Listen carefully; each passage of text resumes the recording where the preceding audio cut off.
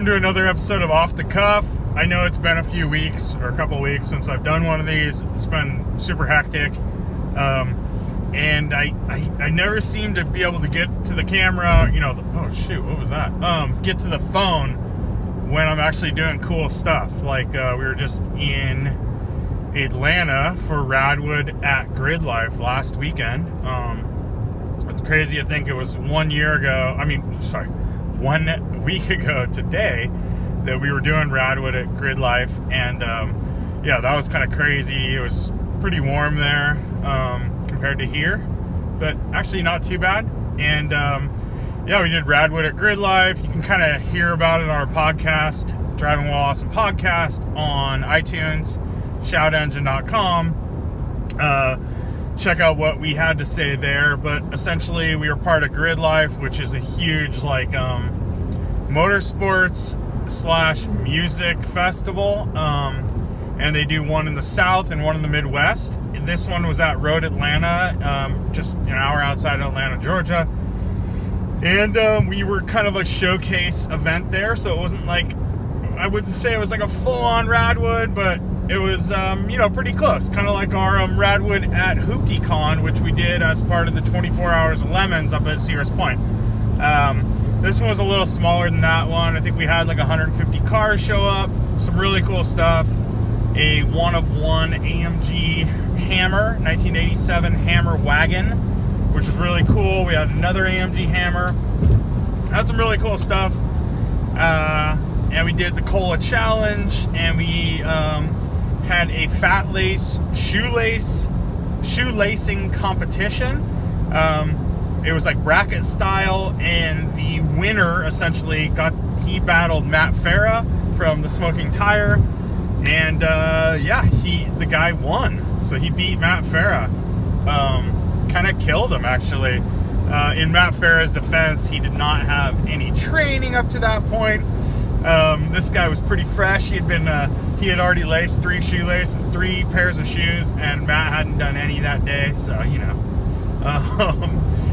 you want to hear the origins behind that, I think we talk about it on our podcast, or Matt Farah definitely talks about it on Smoking Tire every once in a while. Essentially, he worked at Foot Locker, and they would have these competitions, and he won a few of them. So so we just got back from that, and then the day after, or actually Monday, so just Monday a week ago, Art and I flew out to Philadelphia, Pennsylvania, where I've never been before. It seems like a cool place. We essentially took a flight there, got an Uber ride to the Navy Yard, where we will be having a Radwood on October 14th. And we checked out the place, kind of a rough idea of what we're doing, the streets where we're having it. Went to lunch on the Navy Yard at a really cool restaurant, which will be catering the event and doing the alcohol for Radwood in Philly. And then we got an Uber to the airport, and we went home. So we were only there for 4 hours or so, and we didn't see any of the city. Essentially, we just went to the Navy Yard, and back to the airport. And then the last week, we're just trying to do all this stuff for Philly and kind of get everything locked down. So it's been cool, though. Good response so far from all the Philly applicants. So super hyped about that. Really cool cars already signed up. I'm beyond ecstatic about Philly. I think it's gonna be so fun. And it'll be our first true East Coast event. I mean, Atlanta was kind of a primer for this, but this is all us. This is our event, and I think it's going to be amazing. So I can't wait to see everyone out there.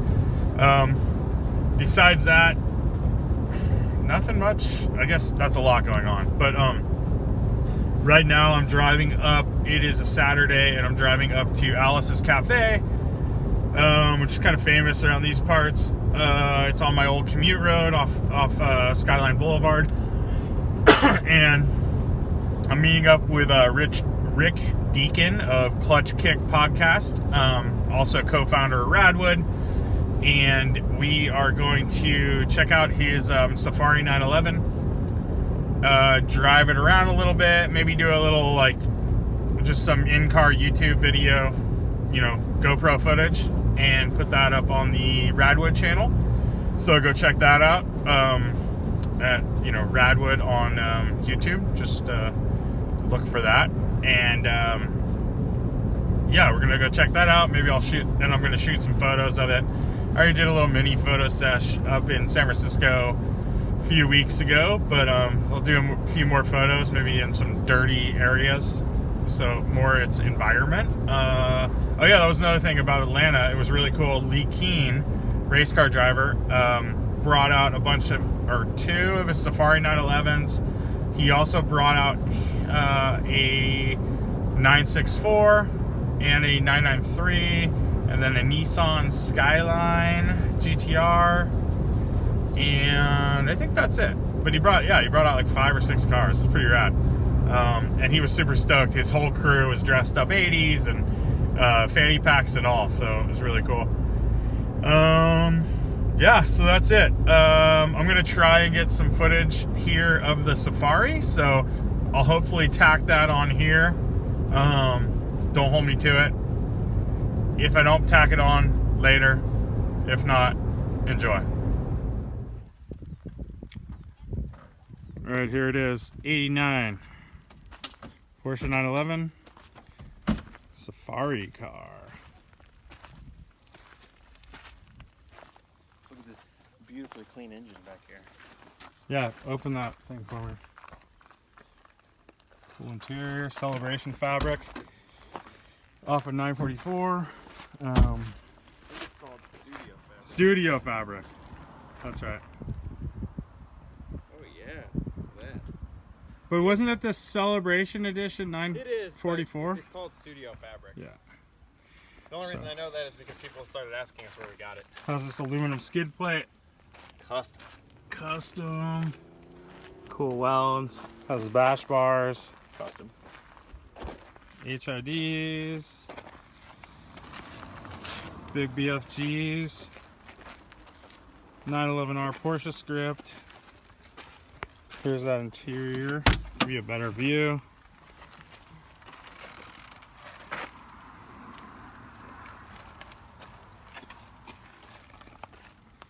Recaro seats, pole positions. And you can see prototype wheel, custom 917 style shift knob. They deleted the center console, moved all the controls right there on the dash, put a simple Kenwood in. And Chains, factory heat, and AC. that's key, right? Yeah. Still has factory heat and AC. Has a billy boat exhaust out back.